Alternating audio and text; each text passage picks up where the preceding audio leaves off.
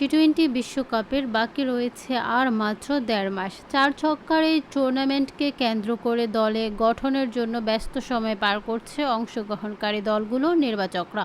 তবে দল নির্বাচনকে ছাপিয়ে টাইগার ক্রিকেটে এখনও আলোচনা কেন্দ্রবিন্দুতে রয়েছে তামিম ইকবাল।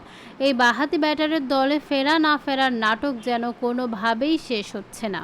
তবে একটু চিন্তা করলে বোঝা যায় নিজের পায়ে নিজেই কুড়াল মেরেছেন তামিম ইকবাল। যদি খেয়াল করে ২০২১ সালের টি-20 বিশ্বকাপ এবং ২০২২ এশিয়া কাপকে কেন্দ্র করে টি-20 দলের তামিমকে ফেরানোর জন্য অনেকবার আলোচনায় বসেছিলেন বিসিবি সভাপতি নাজমুল হাসান পাপন।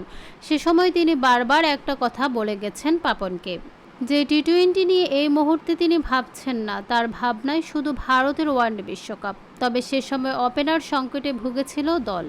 বারবার আলোচনা করেও তামিমকে টি-20 দলে ফেরাতে পারেনি পাপন। তাই তামিমের এমন বেছে খেলার পরিকল্পনা ভালো না লাগারই কথা বিসিবির। তবে সম্প্রতি তামিমকে দলে ফেরাতে নানা ধরনের গুঞ্জন তৈরি হয়েছে, কিন্তু শেষ পর্যন্ত কতটা বাস্তবে রূপ নেয় সেটাই দেখার বিষয়।